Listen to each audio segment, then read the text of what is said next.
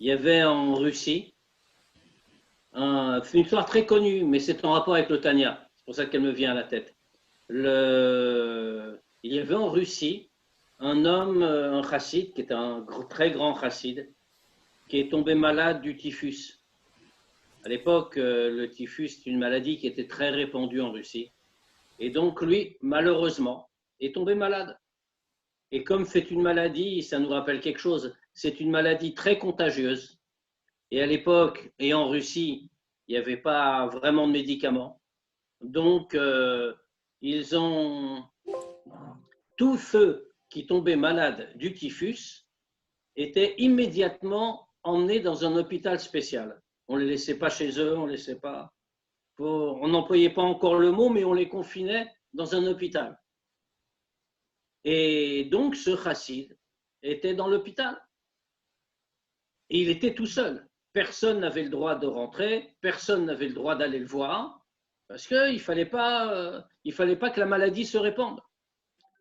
Et il avait un ami, ce chassid, qui était lui-même un très grand chassid. Qu'est-ce qu'a fait l'ami? Alors, il a repéré de quel côté de l'hôpital il se trouvait. Et donc, il s'est mis du côté de la fenêtre où donnait la chambre de son ami, enfin, la chambre ou le dortoir de son ami. Il a pris un Tanya avec lui. Et il a lu le chapitre qui est dans Tanya, qui est dans Igeret HaKodesh, où l'Admour Azaken dit que bien que Dieu, que même quand Dieu envoie des épreuves, il faut savoir que c'est que des épreuves. Et même, je crois, dans le cœur même, dans le corps même du Tanya, même pas dans Igeret HaKodesh, dans le cœur même du Tanya, où l'Admour Azaken explique que tout ce qu'on voit, c'est Dieu qui envoie. Et qu'en réalité, un homme ne doit pas être triste, parce que la tristesse, c'est une manifestation d'une certaine manière de je ne suis pas content, c'est une sorte de manque de bitoul, puisque c'est Dieu qui a envoyé, que Dieu va nous aider à surmonter ça. Dans ce cas-là, il n'y a pas de tristesse à avoir et pas d'inquiétude à avoir. Et, et donc, il allait devant la fenêtre, qui était en hauteur, bien sûr, mais lui, il se mettait en bas, dans la rue, il n'entrait pas dans l'hôpital, il n'a pas le droit, et il lisait à voix très forte ce passage du Tanya. Et il n'avait aucune réponse, évidemment. Mais c'était fermé, tout était fermé. Mais chaque jour, il venait. C'était un grand ami. Chaque jour, il venait et chaque jour, il recommençait sa lecture. Baruch Hashem, au bout de quelques temps, le chassid qui était tombé malade a guéri. Et donc, c'est un vrai miracle. Il est sorti de l'hôpital, il a retrouvé son ami. Il a été le voir, il lui a dit, tu sais, je voudrais te remercier parce que tu m'as sauvé la vie. Et il dit, j'étais là-bas tout seul dans l'hôpital. Et j'étais désespéré. Et je perdais courage. Et je me laissais aller. Par le fait que tu sois venu tous les jours et que tu m'aies fait entendre ce Tanya tous les jours, alors c'est ça qui m'a donné de la force de surmonter ma maladie et de pouvoir sortir aujourd'hui. Voilà, c'est une belle histoire pour la période. Page 109, Nunhe, exactement. Alors, s'il y a l'un d'entre vous qui se souvient avec précision où on s'est arrêté, ce serait pas mal. Non? Pas d'acheteur? Voilà, là vous voyez le texte du chapitre 40. Il y a une ligne en jaune qui montre peut-être où tu en étais. Tu vois là?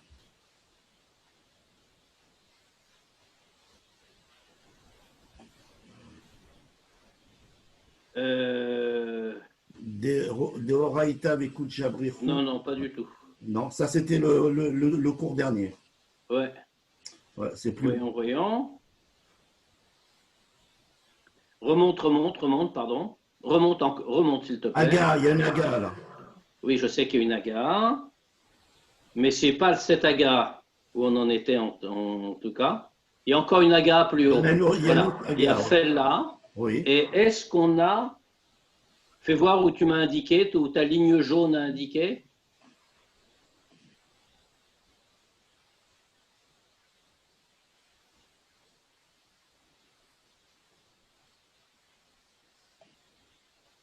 Oui, peut-être qu'on en était là. Alors, je ne pensais pas qu'on avait fait si peu. Ok. Donc voilà, messieurs, vous avez la ligne. Donc tu fais une Akdama d'abord. Hein. Oui, oui. Vas-y. Hein.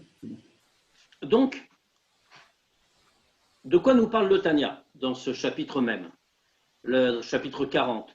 Le Tanya est en train de nous expliquer, c'est la suite de tous les développements que nous avons faits jusqu'à présent. Il est en train de nous expliquer qu'en réalité, nous avons absolument besoin d'apprendre la Torah, de pratiquer les mitzvot, l'ishma. Qu'est-ce que ça veut dire l'ishma? On a expliqué qu'il y a plusieurs degrés, plusieurs façons d'étudier la Torah. En commençant par le plus bas niveau. Le plus bas niveau, c'est apprendre à étudier la Torah pour, comme le Tanya a dit, pour une certaine pniya, pour un intérêt personnel. Par exemple, je veux devenir un érudit, de telle manière je serai reconnu, on me donnera du kavod, etc. C'est vraiment un intérêt personnel. C'est très bas en réalité. Cette étude, bon, bien sûr, il faut toujours étudier, toujours pratiquer les mitzvot. Mais malgré tout, c'est quelque chose de très bas. Maintenant, il y a un degré plus élevé, qu'il y ait ce que le Tanya appelait l'Imuda Torah Stam. Il n'y a pas d'intérêt personnel, je ne recherche pas quelque chose pour moi, mais j'étudie la Torah parce que on m'a appris qu'il fallait étudier la Torah, c'est comme cela que je dois faire, etc., etc. Alors, dans ce cas-là, on comprend que j'apprends la Torah, je l'étudie, mais je n'y ai pas mis véritablement quelque chose d'autre. Donc, fais déjà mieux. Le plus haut des degrés, celui dont on parle, c'est Torah Lishma. Apprendre la Torah pour la Torah elle-même. Autrement dit, véritablement pour Dieu, pour s'attacher avec lui. Ça, c'est le plus haut degré, c'est celui qui permet d'élever la Torah de manière beaucoup plus haute, de l'emmener dans tous les mondes spirituels. Et on a dit des choses importantes, bien sûr. On nous a dit, attention, ne pas étudier la Torah l'ishma, l'étudier, mais pas l'ishma. Pratiquer les mitzvot, mais pas l'ishma, cela empêche la Torah et les mitzvot que nous faisons, cela empêche de s'élever. C'est comme un oiseau sans aile, va-t-on dire. Ça ne peut pas s'élever, ça ne peut pas monter dans les mondes spirituels. Alors, le Tanya avait une question. Le Tanya avait une question parce qu'il disait, mais finalement, on est en train de nous dire que la kavana, comme on l'a dit, l'ishma, l'amour et la crainte de Dieu, c'est de cela qu'on parle. Donc la kavana, ce qu'on investit dans la Torah et dans les mitzvot, tout cela, c'est absolument indispensable pour l'élévation de l'acte que l'on fait, de la Torah que l'on étudie, l'élévation dans les mondes spirituels. Sinon, tout cela existe, mais ça reste enchaîné en bas. Mais pourquoi? La Torah, prenons l'étude de la Torah, mais c'est aussi pour les mitzvot. La Torah, c'est Chochmat Hashem, la sagesse de Dieu, Retzon Hashem, la volonté de Dieu. Donc, dans ce cas, mais pourquoi dirait-on qu'on a absolument besoin de notre kavana? Nous, la Torah étant pure kedusha, pure sainteté, elle est par nature attachée avec Dieu. Donc, qu'importe notre kavana? C'était la question implicite que donnait le Tanya. Alors, nous allons poursuivre en reprenant donc de l'endroit qui nous a été indiqué dans le texte par une ligne jaune. Si jamais cela a déjà été fait, et si quelqu'un s'en souvient, alors merci de me l'indiquer, je reprendrai un petit peu plus loin. J'avais l'impression que nous étions arrivés plus loin que ça, mais il est possible que je me trompe. Donc, nous reprenons à cet endroit-là. Ve'af, et on pose clairement ici la question que nous venons de dire. Ve'af d'oraita ve'kucha brechu kulachad. Et bien que la Torah et Dieu soient une seule et même chose, une seule entité. Shehu urtsono echad. Pourquoi? Parce que lui et sa volonté sont une seule et même chose. Comme on l'a déjà expliqué au nom de Rambam. Le Rambam nous dit que lui et sa chokma, c'est une seule chose. Ratson, c'est pareil. C'est-à-dire comme nous dit le Rambam, qui a été cité par le Tanya déjà. Hu hayodea vehu hamada. Il est le savant et il est la connaissance. Il n'y a pas quelque chose en plus à rajouter, si l'on peut dire, par rapport à Dieu. Prenons un exemple très simple. Quand l'homme étudie, quel que soit l'objet de son étude, eh bien, à ce moment-là, que fait-il? Et on dit qu'il a rajouté en lui une connaissance qui lui était extérieure. Il l'a prise et il l'a fait pénétrer en lui. Il a quelque chose de nouveau. Mais Dieu ne prend rien de l'extérieur. Il est le tout. C'est-à-dire qu'il renferme tout, si l'on peut dire. Il est le créateur. En d'autres termes, il n'a pas besoin d'une vision extérieure pour connaître quoi que ce soit. Il connaît tout en se connaissant lui-même. En d'autres termes, la Torah et Dieu, kul achad, nous a dit le texte. C'est une seule entité, hu vechormato echad, hu urtzono echad, lui et sa volonté sont une seule et même chose. Dans ce cas-là, are kuchobrichu iu memale kol almim beshave. Donc, automatiquement, Dieu, comme on l'a dit, puisqu'il est le tout, eh bien, il remplit tous les mondes exactement de la même manière. Va falpiken. Donc, a priori, on n'aurait besoin de rien. Si Dieu remplit le monde, de quelque façon que ce soit, dans tous les mondes, et à égalité, c'est la lumière, pour une raison claire, c'est la lumière de Dieu qui crée tous les mondes, dans tous les degrés. Rien n'existe en dehors de lui. Alors, de ce fait, Dieu est présent partout. Donc, la Torah qu'on étudie, les mitzvot que l'on pratique, s'attachent à lui par nature et sont déjà attachés par nature. Mais afal piken, nous dit le texte, malgré cela, ein haolamot shavim bema'alatam. Les mondes ne sont pas égaux dans leur degré. Vashinu yume amekablim. Et donc le changement que l'on va observer, ce n'est pas par rapport à la présence divine, si l'on peut dire. Dieu et sa Torah, c'est une seule chose, sa volonté, c'est une seule chose. Il remplit les mondes de la même manière. Mais la différence que l'on va trouver, c'est par rapport à ceux qui reçoivent, au degré qui le reçoivent. Et cette différence apparaît de deux manières, nous dit le texte. Bébet prinot, 2 degrés. Premièrement, Shelionim mekablim ara yoter gdolalen ketzma tartonim. Première façon de voir d'abord. Les deux étant justes, hein, ce n'est pas un débat, mais les deux se retrouvent. Premièrement, que les degrés qui reçoivent la lumière divine, il est clair que les niveaux supérieurs la reçoivent de manière beaucoup plus forte que les niveaux inférieurs. Dieu se révèle, alors c'est toujours la même lumière, c'est toujours la lumière divine, sans aucune différence, on l'a dit. Mais la lumière qui se révèle en haut, eh bien, plutôt que les niveaux supérieurs, pour le dire plus exactement, les niveaux supérieurs sont capables de recevoir, est un degré bien plus élevé, c'est-à-dire bien moins masqué. La lumière est très forte. C'est toujours une lumière. Qu'est-ce que c'est qu'une lumière? Une lumière, c'est-à-dire que ce n'est pas le luminaire. C'est la lumière de Dieu qui crée tous les mondes dans tous les degrés. Une lumière qui est venue de l'essence de Dieu, bien sûr. Mais elle vient avec beaucoup plus de force dans les niveaux supérieurs. Vachenit, et il y a une deuxième façon aussi. Chez Mekablim, bli levushu mesachim rabim kolkar kebatartonim.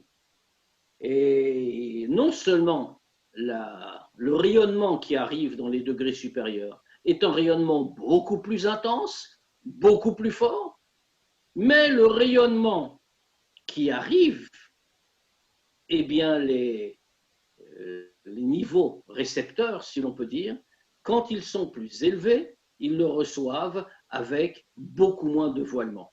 Alors c'est toute l'idée qu'il y a dans l'enseignement du Harizal. Rabbi Yitzhak Luria, cette fameuse idée du Tzimtzum.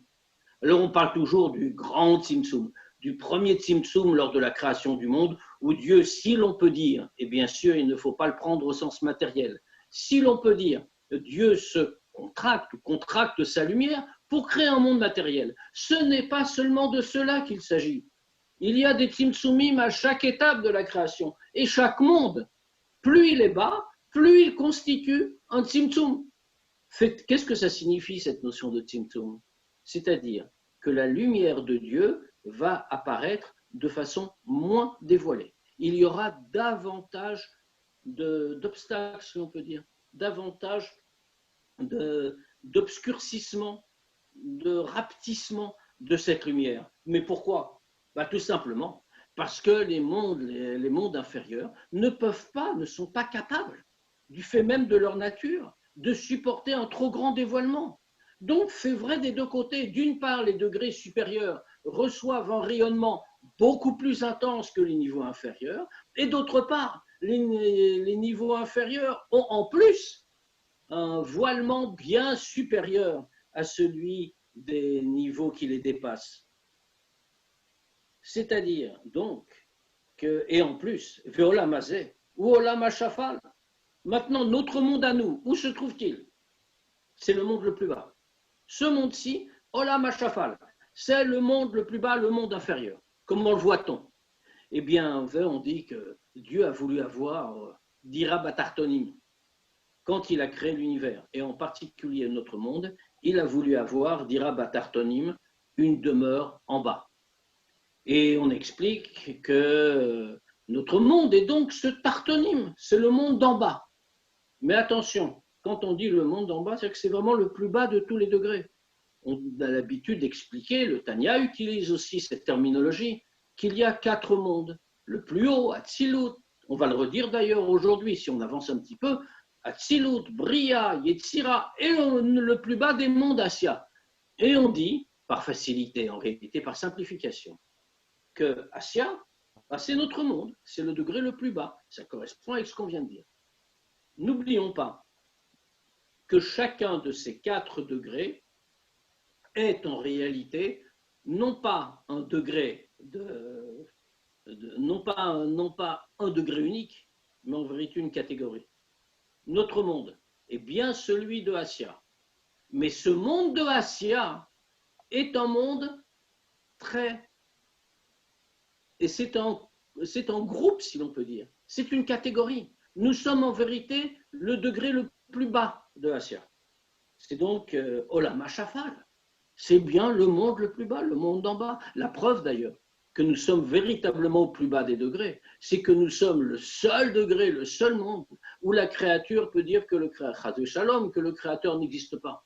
Renier l'existence même du créateur. Il y a ici quelque chose de très bas. Oh, les gars, t'as donné un téléphone, ça me saoule. Bon, pas les steaks, c'est-moi vite. Bon. Alors, en tout cas, le Olam HaShafal, il est donc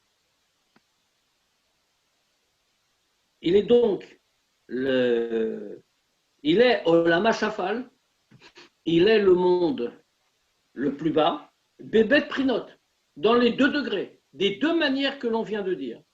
Qui a rachebo metzumtsemet meod, at ketse acharon. D'abord, en termes de rayonnement, le rayonnement qui lui arrive est le rayonnement le plus contracté, le moins puissant. Elle est très metzumtsemet. On retrouve le tzimtzum. Le rayonnement de la lumière divine est très contracté, jusqu'à l'extrême. Velachen ou Chumri Vegashmi.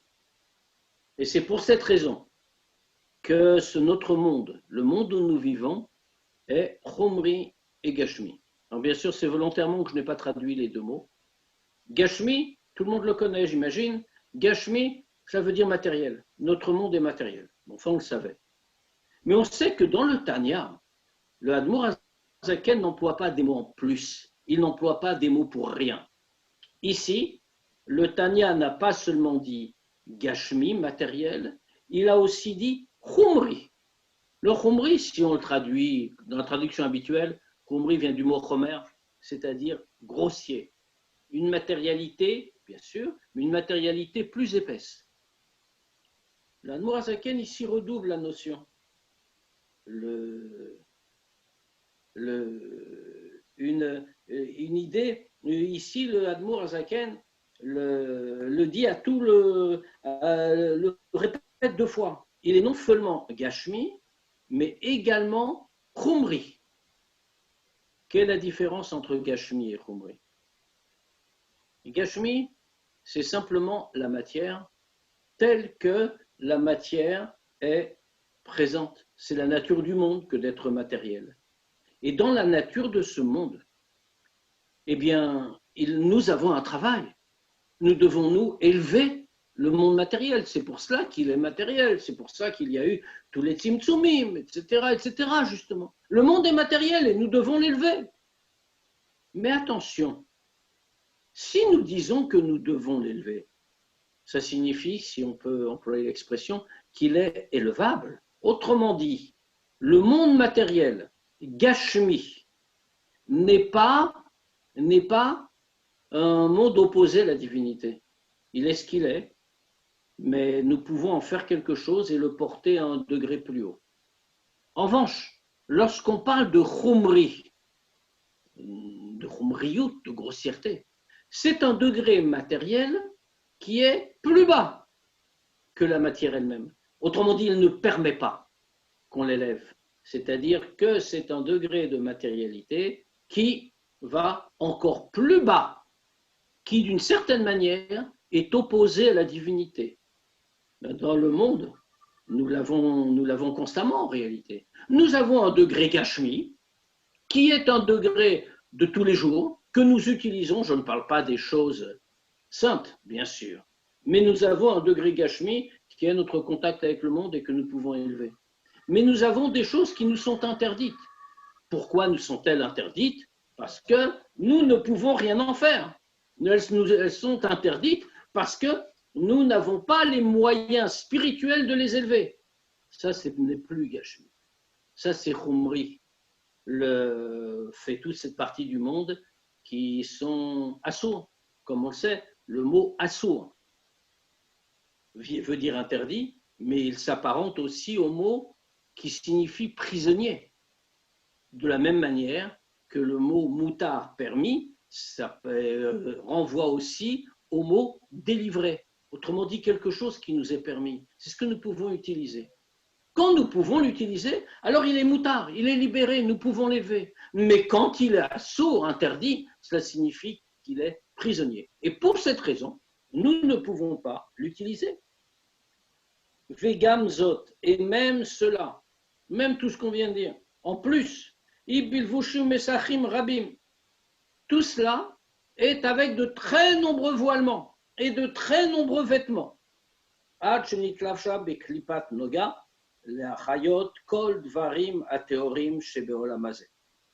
jusqu'à ce que cette lumière descende dans le degré qu'on appelle Klipat Noga. Klipat Noga, on va y revenir, qui fait vivre toutes les choses permises qui sont dans ce monde. Alors on vient de l'expliquer, la Klipat Noga en réalité. On sait qu'il existe 2 grandes catégories de klipot, d'impureté. Ce qu'on appelle Klipat Noga d'un côté, et ce que l'on appelle les shalosh klipot atmeot de l'autre, les 3 klipot impurs, 3 degrés en vérité d'impureté. Spirituelle, bien sûr. Quelle est la différence? Les 3 klipot impurs sont des klipot, comme on l'a dit, dont on ne peut rien faire. Par exemple, un aliment taref. Même si on veut, le Tanya le dira un peu plus loin, même si quelqu'un va utiliser cet aliment taref. Il va le manger, par exemple, et puis après, avec la force de cet aliment taref, il va aller étudier la Torah ou accomplir une mitzvah. Eh bien, il n'élèvera pas l'aliment qu'il a absorbé. Pourquoi? Justement parce qu'il est taref. Il est interdit. Il appartient aux shalosh klipot atmeot, aux 3 klipot impurs. On ne peut rien en faire. En revanche, il y a l'autre klipa qu'on appelle klipat noga. Klipat Noga, c'est une sorte de klipa intermédiaire. Elle est mélangée de bien et de mal en réalité. D'une certaine manière, c'est une klipa neutre. C'est toutes les choses, a-t-on dit, permises. On n'a pas dit obligatoire. Ce n'est pas les choses de gdusha, de sainteté à proprement parler, de mitzvah, mais toutes les choses du quotidien, comme par exemple manger cachère. Alors on ne parle pas du fait qu'il faut cachère, mais le fait de manger est un fait complètement naturel, qui est lié à la nature humaine, nous ne pouvons rien faire d'autre. L'acte de manger appartient à Klipat Noga. Donc cela signifie, que va-t-on en faire? Que va-t-on en faire? Comment va-t-on utiliser cela? C'est pour ça que Klipat Noga, nous dit-on, vient, la chayot kol dvarim ateorim shebolam hazeh, pour faire vivre toutes les choses pures qui sont dans ce monde. Ou bichlalam, et parmi elles, qu'y a-t-il? Bien, hu nefesh achionit, amedaberet shebeadam. Il y a une chose que nous avons en nous. Nefesh achionit, l'âme vitale. On l'appelle aussi nefesh abahamit. Nefesh abahamit, l'âme animale, pas parce que c'est animal. C'est comme on l'a dit ici, c'est presque pareil, nefesh achionit. L'âme qui nous permet de vivre. Vivre matériellement, très important, qu'on l'appelle achionit ou abahamit. Que fait-on, par exemple? Je veux mettre les téphilines, mais je suis obligé d'avoir un bras que je peux bouger. Ce bras qui bouge est un élément matériel. C'est grâce au nefesh achionit qu'il vit et qu'il peut bouger, accomplir la volonté de Dieu. Il est donc nécessaire, il y a du bien dans ce nefesh achionit. Mais comme il n'est pas entièrement orienté vers la gdusha, il appartient à Klipat Noga. C'est à Klipat Noga qui le fait vivre. On est en train de dire ici quelque chose qui est bouleversant. Tout cela, c'est Dieu qui le crée. C'est Dieu qui l'a fait. Autrement dit, on est en train de dire que notre monde est si bas, que la divinité peut descendre dans un degré aussi bas que Klipat Noga pour s'habiller dans par exemple, un nefesh achionit. Un nefesh achionit à Medaberet, chez Adam. Le nefesh achionit, c'est ce qui nous donne nos capacités, y compris celles essentielles chez l'homme de parler. Oui, c'est grâce à lui que nous pouvons parler. La parole, le don de la parole est un véritable don de Dieu. Nous sommes les seuls êtres dans la création à avoir une parole articulée, qui pouvons échanger avec un autre de manière construite, de manière réfléchie. Ce nefesh amedaberet nous vient donc du nefesh achionit et donc de Klipat Noga. Alors, qu'est-ce que ça veut dire? Ça signifie que le nefesh amedaberet en question, notre capacité de parole, on le sait dans la vie quotidienne, est fait de bien et de son contraire. Dans Klipat Noga, il y a un mélange. Cela vient, comme l'a dit le Tanya au tout début, cela est comme ça depuis la faute de Adam Arishon, depuis Etzadat. Ça veut dire que quand l'homme parle, alors il peut parler de n'importe quoi. Alors qu'est-ce qu'on nous dit ici, Velachen? Donc, Torah, quand on dit des mots de Torah, de Tfila, si on les dit belo kavana, si on les dit sans kavana, Afshen, Otiodoshot, Ve'ein, Klipat Noga, Shebenefesh Achionit, Masar Mavdil Klal, Leastir ou Lechasot, Al Gdushato Yitbarech, Ameluveshet Bahem. Quand l'homme va faire la tfila, va apprendre la Torah, alors ce qu'il dit, ce sont en soi des lettres saintes. Puisque ce sont des lettres saintes, donc la Klipat Noga ne va pas pouvoir s'emparer de ces lettres. C'est-à-dire, la Klipat Noga appartient quand même à la Klipa. Oui, elle est intermédiaire. Oui, on en a besoin. Mais on le voit, elle est désignée comme Klipa. On l'a dit, c'est une Klipa intermédiaire. Il faut la transformer. C'est possible, contrairement aux autres Klipot, aux 3 Klipot Meot dont on a parlé. Mais en attendant, c'est une Klipa. Alors, si c'est une impureté, normalement, elle va faire un voile. Elle va empêcher les lettres de la Torah de s'attacher avec la sainteté de Dieu. On lui dit non. Là, ce n'est pas possible. Pourquoi? Parce que nous avons véritablement affaire à des Otziot Gdoshot. Nous avons véritablement affaire à des lettres saintes. Donc la Klipat Noga du Nefesh Achionite ne peut pas constituer un voilement. Elle ne peut pas cacher et recouvrir la Gdusha de Dieu, Amelouveshet Bahem, comme qui est habillée dans ces lettres. Parce que la Gdusha de Dieu est véritablement dans les lettres de la Torah qu'on étudie. Elle est véritablement dans la mitzvah qu'on a accomplie, dans le mot de la tfila qu'on a accompli. Alors, כמו שהיא מסתרת ומכסה קדושתו, יתברך שבנפש החיונית כשמדברת דברים בטלים. Comme elle cache, en réalité, la Gdusha de Dieu, cette Klipat Noga, puisque c'est une Klipa, elle la cache quand même, mais pas quand il y a des lettres saintes. Les lettres saintes sont des lettres essentielles. C'est la sainteté qui est dedans.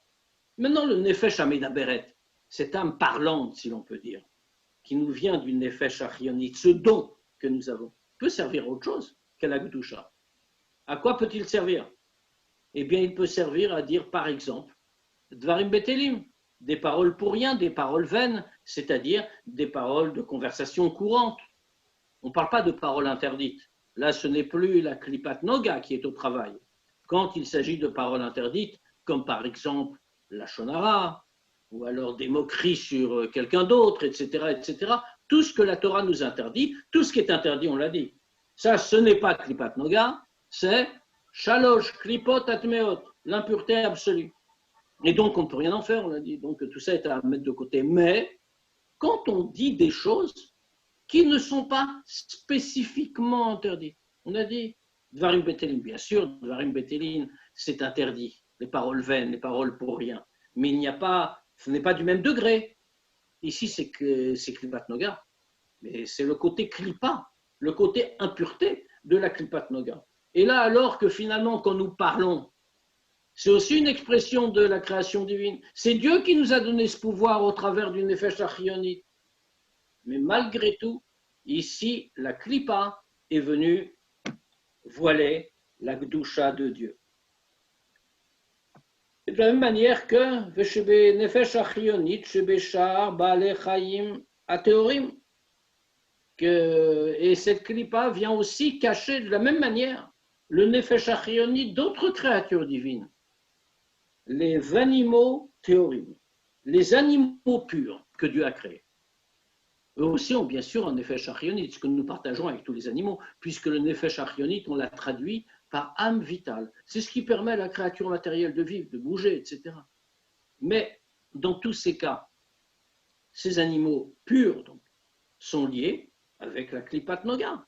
Et bien de la même manière, dans les animaux purs, ce ne sont que des animaux. Ce qui veut dire qu'ils n'ont pas ce lien avec la sainteté de Dieu. La Klipat Noga vient et les animaux ne sont pas en état de la raffiner. Alors que nous, si. D'où là, évidemment l'idée que la parole est une chose essentielle et qu'il faut veiller à son usage, à son bon usage. C'est-à-dire que nous voyons que la Klipat Noga est capable de cacher la sainteté de Dieu dans un certain nombre de nos actes, au travers de Nefesh Achionit, Klipat Noga, quand nous parlons, quand nous disons Dvarim Betelim. Pourquoi est-ce que l'Admour Hazaken nous a expliqué tout ça? Il vient ici nous dire de quoi parle-t-on? On parle d'étude de la Torah, c'est-à-dire la parole, puisque c'est avec la parole qu'on étudie. Et nous parlons de Tfila, c'est-à-dire de la même manière quelque chose qui est lié à la parole. Otziot Gdoshot, des lettres saintes. Mais on veut répondre à notre question posée depuis le début. Comment se fait-il qu'on ait besoin de Kavana? Ce sont des lettres saintes. La Klipat Noga, c'est ce qu'on voit ici, ne peut pas cacher cette sainteté, parce qu'il y a une sainteté à l'intérieur des lettres. Alors pourquoi a-t-on besoin de la Kavana? Pourquoi a-t-on besoin d'étudier ou de prier l'Ishma, puisque tout est simple et tout est clair? Alors c'est ce que nous dit le Admour Hazaken. Et il ne va pas encore nous répondre, mais nous voyons de quel côté il va. Deaf delet atar panouim mine. Que bien que, comme il nous est enseigné, aucun endroit n'est vide de Dieu. Et donc, dans ce cas-là, Dieu est présent partout. Pourquoi élever? Pourquoi vouloir élever? D'autant plus qu'il y a une deuxième question ici. C'est qu'on est en train de nous parler d'élever tout ce qu'on fait, d'élever les mitzvot, d'élever la Torah. Mais pourquoi élever? Je viens de le dire. Aucun endroit n'est vide de Dieu. Alors laissons la Torah ici-bas. Laissons la Torah que nous étudions en bas. Laissons les mitzvot que nous faisons, la tfila. Laissons-la en bas, puisque Dieu y est également. Qu'est-ce que ça nous rapporte?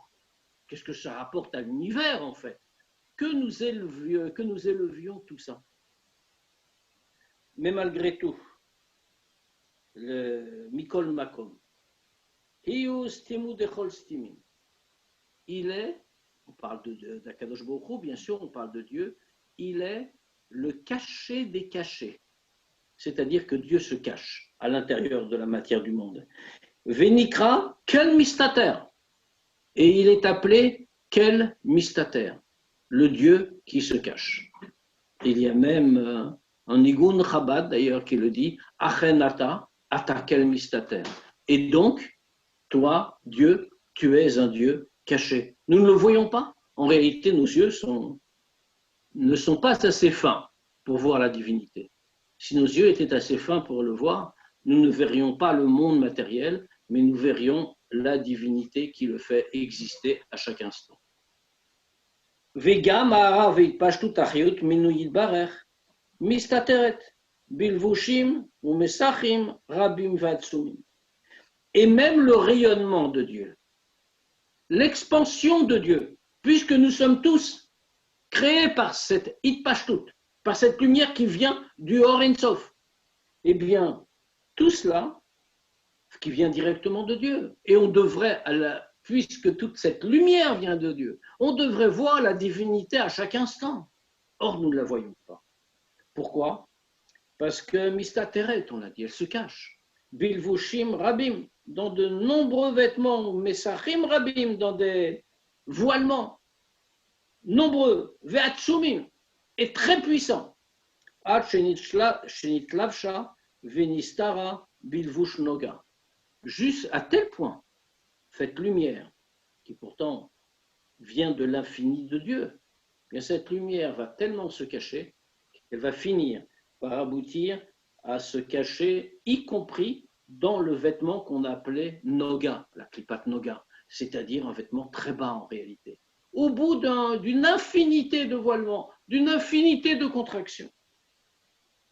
Mais tout cela n'est vrai que pour les choses permises, pures, c'est-à-dire les choses qu'on a le droit d'utiliser, mais qui ne sont pas un ordre de Dieu. Le don de la parole, on a le droit de l'utiliser, bien sûr, et toutes les choses du quotidien. Mashenken, mais ce n'est pas vrai. Be'otiot agdoshot shel divrei Torah ou tfila. Mais ce n'est pas vrai pour les lettres saintes que nous trouvons dans la Torah et dans la tfila. De'adraba, klipat noga mitapechet litov venichlelет bigdusha zo kenal. Parce qu'en réalité, ici, il y a quelque chose d'autre. On l'a dit. Dieu s'est habillé dans les lettres de la Torah. On le voit d'ailleurs, puisque c'est dans pas très longtemps Shavuot, on le voit, le premier mot des 10 commandements, Anochi. Le mot qui est sans doute, selon les commentateurs, selon notamment Rav Saadia Gaon, est le mot le plus important, qui résume à lui seul toute la Torah. Anochi, la constatation de l'existence de Dieu. Le nom nous enseigne le Zohar, ce nom-là qui s'écrit en quelques lettres, Aleph, Nun, Chaf, Yud, ce sont les initiales de la phrase araméenne Ana Nafshi Ktavit Yavi. Moi, mon essence, je l'ai écrite et je l'ai donnée. Qu'est-ce que veut dire que Dieu a écrit son essence? C'est-à-dire que Dieu s'est habillé à l'intérieur des lettres. Dans les lettres de la Torah, et pas seulement de la Torah donnée au Sinaï, mais de la Torah en général, il y a la Gdusha de Dieu, il y a la sainteté de Dieu qui apparaît, qui est présente, qui s'est littéralement habillée à l'intérieur des lettres. Et c'est pareil pour les mots de la tfila. Qu'est-ce que c'est que la tfila? La tfila est l'instrument privilégié du lien avec Dieu. Comme on est toujours expliqué, que le mot tfila qu'on traduit habituellement par prière ne veut en aucun cas dire prière. Le mot prière en français, eh bien la prière c'est la demande. Je vous prie de faire quelque chose. On demande à quelqu'un d'accéder à nos demandes, de répondre à nos désirs. La tfila n'a rien à voir avec une demande.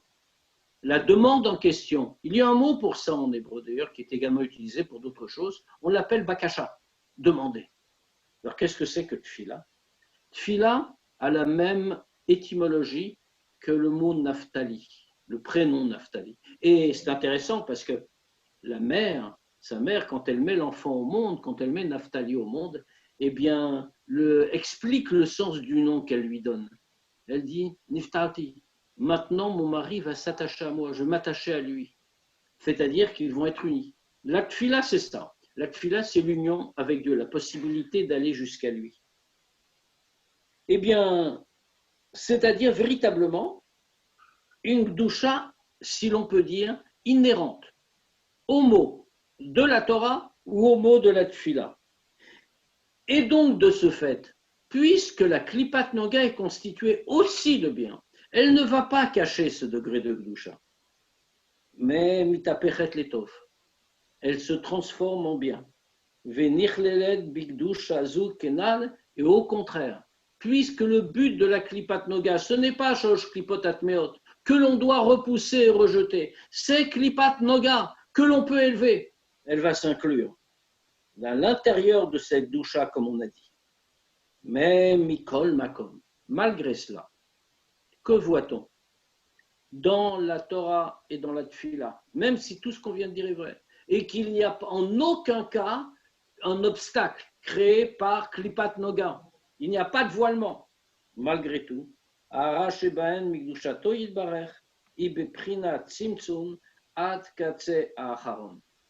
malgré tout, le rayonnement de Dieu, de la lumière divine qu'il va y avoir dans la Torah et la Tfila, c'est un tzimtzum. Ça va être très contracté. Jusqu'à l'extrême, contracté au plus. Pourquoi? Continue le Tanya, implicitement toujours. Mais pourquoi? C'est de l'akdoucha pure. L'akdoucha de Dieu s'est habillé dans les lettres. Pourquoi dira-t-on que c'est très contracté? Pourquoi cela? Eh bien, on nous répond. Mahar shakol va dibur gashmi. Parce que la voix, la parole sont matérielles. On n'a pas dit khumri ici. On n'a pas dit grossier. C'est-à-dire que ça ne va pas s'opposer à la volonté divine, à la présence divine. Mais malgré tout, il va y avoir une grande pesanteur dans nos mots, qui sont des mots matériels. Et la voix est matérielle. Et donc, puisque c'est comme cela, la lumière divine ne peut être que très contractée pour parvenir à un degré si bas. Alors maintenant, nous comprenons pourquoi il faut de la kavana. Parce que finalement, on peut vraiment se demander, en répétant la question du Tanya, mais pourquoi faire la kavana? Nous ne sommes que des créatures. Nos kavanotes sont ce qu'elles sont. Nous valons ce que nous valons. Et comme on dit, Yeda Nesh Ben Narche, chacun se connaît. Et chacun sait à quel point il est limité. Alors pourquoi est-ce que la kavana est si importante? L'Akdoucha de Dieu. Laissons les choses en l'état. À la limite, si c'est comme ça, on devrait dire, évitez de penser à quoi que ce soit. Restez neutre, la tête vide. De telle manière que vous ne gêniez pas l'Akdoucha de Dieu. Ici, on nous dit non, attention. Parce que le dibour lui-même, la parole elle-même, est matérielle. Et donc, cela alourdit la chose. On ne pourra recevoir qu'une lumière de Dieu extrêmement contractée. Aval, mais tfila bekavana. Quand on fait la tfila avec kavana, avec toute ce qu'on a dit, c'est-à-dire l'amour et la crainte de Dieu. Vetorah bekavana. Et la Torah avec Kavana, c'est-à-dire l'Ishma. On étudie au plus haut des degrés. On étudie pour la Torah elle-même. En réalité, pour traduire très concrètement cette notion de Kavana et cette notion de l'Ishma, cela veut dire avec amour et crainte de Dieu. Attention, amour et crainte de Dieu sont des notions très élevées. Ce n'est pas un simple amour, ce n'est pas une simple crainte. Quand on parle de crainte, on ne parle pas ici de la crainte de la punition, on parle d'une crainte profonde devant la grandeur de Dieu. Quand on parle d'amour, on parle d'un amour qui change la vie, qui fait qu'on va tout entreprendre avec plus d'enthousiasme, avec plus de volonté, qui change véritablement notre comportement quotidien. Ces sentiments-là dont on parle ici, d'Ava et Ira, ne sont réels, ne peuvent être reconnus que s'ils changent notre manière de vivre. À chaque instant, notre manière, bien sûr, de pratiquer les mitzvot, notre manière, bien sûr, d'étudier la Torah, mais plus largement, notre manière de vivre. Alors, dans ce cas-là, quand on a une telle kavana, arrête, la kavana mitlaveshet beotiot adibo. Dans ce cas, la kavana va venir non pas simplement enrichir la mitzvah, ou enrichir la tfila, ou enrichir l'étude de la Torah. La kavana va faire bien plus. Elle va venir s'habiller à l'intérieur des lettres de la parole. Les lettres de la parole ne sont plus les mêmes. Elles perdent ce côté gros matériel, cette lourdeur matérielle qu'elles avaient. Et elles donnent autre chose. Elles donnent une vie. Elles donnent une vie aux lettres de la Torah et de la Tfila elle-même. Pourquoi? Oil vehi mekor veshoresh lahen. Parce que finalement, cette kavana, ce lishma, c'est leur source. C'est pour ça qu'il est en train d'étudier. C'est pour ça qu'il est en train de prier chez Machamata ou Besivata ou Medaber Otiotelu. Parce que c'est pour elle. C'est grâce à ce lishma, c'est grâce à cette kavana, à cette ava veira, qu'il est en train de dire ces lettres. Lachen, hima leotam ad mekomam, beyut sfirot de yitzira, o de bria, lefi mashehi akavana, bedechilu, berechimu sichlim, o tivim chulu. Et c'est ainsi que, puisque il va habiller sa kavana à l'intérieur des lettres, alors ces lettres prennent un autre sens. Ça veut dire, puisque c'est fait par cette kavana, par avaveira, par l'amour et la crainte de Dieu, qu'il est en train de dire les lettres en question. Donc il les élève jusqu'à leur endroit. Alors leur endroit, nous dit le Admour Azaken, c'est les sphirotes, les mondes les plus hauts, les 10 sphirotes du degré de Yitzira ou du degré de Bria. Bria, c'est le monde le plus haut avant Hatzilut, qui est un monde un peu à part. Et en dessous, il y a Yitzira, a-t-on dit.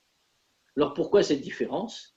Parce que cela dépend d'où vient sa kavana de chilou verechimou, de la crainte et de l'amour de Dieu. D'où viennent cela? C'est quoi leur degré? Sont-ils? Il existe 2 degrés, 2 grandes catégories. Sichlim ou tivim, chulu. Ou alors fait un amour, une crainte appelé sichlim, intellectuel, ou bien appelé tivim, naturel. Quelle est la différence entre sichlim et tivim? C'est qu'on a donc tous besoin d'amour et de crainte de Dieu. On va le dire plus loin, ce sont comme les ailes de l'oiseau. Sans ces ailes-là, nos actes, notre étude, notre tfila ne peuvent pas s'élever. Maintenant, l'amour et la crainte. Eh bien, dans ce cas-là, il peut en avoir de 2 catégories. Ou alors, on les appellera, comme on l'a dit, sichlim, parce qu'on les a construites. Alors, c'est bien sûr une des grandes idées que nous trouvons dans le Tanya et un des fondements d'ailleurs de toute la pensée de Chabad. Tout se construit par la méditation.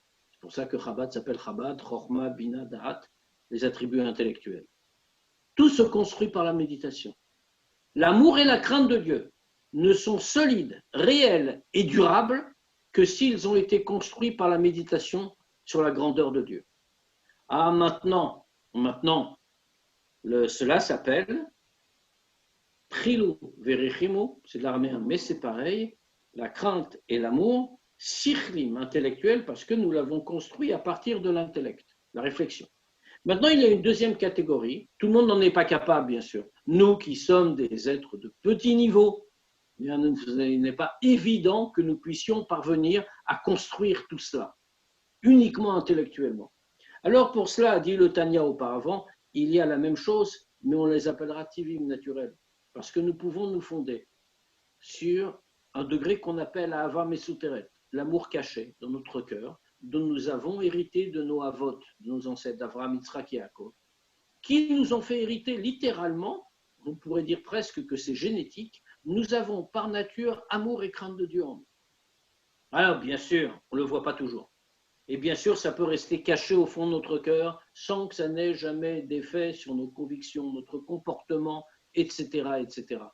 Mais ils sont là. Et on comprend de soi-même que construire à partir de quelque chose qui est là, ou construire à partir de rien, c'est-à-dire par la réflexion, la méditation, eh bien c'est très différent. Il est beaucoup plus facile de révéler ce qu'on possède déjà plutôt que de construire en partant de zéro. Alors c'est pour cela qu'il y a 2 degrés d'amour et de crainte. Un qu'on appelle intellectuel, c'est le plus haut des degrés, on l'a fait tout seul. Et un qu'on appelle naturel, il est naturel parce qu'il était déjà là. Et nous avons ce qui est déjà un grand travail. Et nous l'avons simplement révélé. Alors dans ce cas-là, pour le plus élevé, cela monte jusqu'au monde de Bria. Pour celui qui est un peu moins élevé, cela monte jusqu'au monde de Yetzira. Et tout cela est déjà pas mal, bien sûr. Comme on l'a expliqué précédemment. Alors je vous propose de nous arrêter là pour ce soir, en retenant bien où on est, puisque là on peut s'arrêter pour nous permettre une réflexion sur la suite. L'idée reste bien celle-là, c'est-à-dire que nous pouvons parvenir à élever, que nous avons besoin, nous pouvons parvenir, mais surtout, il est absolument nécessaire, au travers de Hava Ve'yira, ce qu'on appelle généralement la Kavana, il est absolument nécessaire de les avoir pour que la Torah que nous étudions, pour que la Tfila que nous faisons s'élève dans les mondes spirituels. Et si nous ne les élevons pas, me dira-t-on peut-être, on peut se dire à soi-même, est-ce que cela ne suffit pas qu'il reste en bas? On dit non. Parce qu'il faut prendre cette kavana et élever les lettres elles-mêmes. Alors ce qu'on a dit ici va très loin. C'est-à-dire qu'on n'a pas seulement la kavana va veiller à l'amour et la crainte, parce que c'est mieux, parce que c'est pour nous, mais c'est pour la gdusha, pour la sainteté même des lettres. Si la kavana ne pénètre pas cette gdusha, les lettres de la Torah, les lettres de la Tfila ne pourront pas s'élever. Bien sûr, les conséquences ensuite se verront sur nous-mêmes, dans l'autre monde, etc., etc. Mais nous n'aurons pas fait le travail qu'il faut pour toutes ces lettres de Gdusha. Pourquoi? Parce que le rayonnement de Dieu y est très réduit et on a besoin de notre investissement pour élever tout cela vers le haut.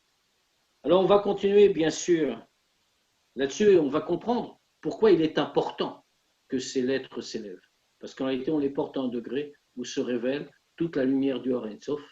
Mais si vous le voulez bien, nous en parlerons Be'ezrat Hashem la semaine prochaine. Est-ce qu'il y a des questions? Oui, est-ce qu'il y a des questions? Non. C'est inquiétant, il n'y a pas de questions. C'est inquiétant ou rassurant, ça dépend comment on le voit. Ou alors tout le monde est désespéré, c'est pas pour nous. Ou alors tout le monde se dit c'est très clair, à partir de maintenant je vais le faire. Baruch Hashem, grâce à Dieu.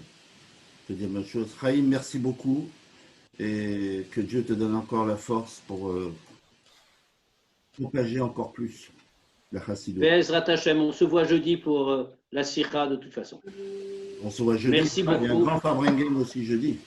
Ah oui, c'est vrai. Il faut que je me libère, c'est pas encore fait. Mais bon, Be'ezrat Hashem.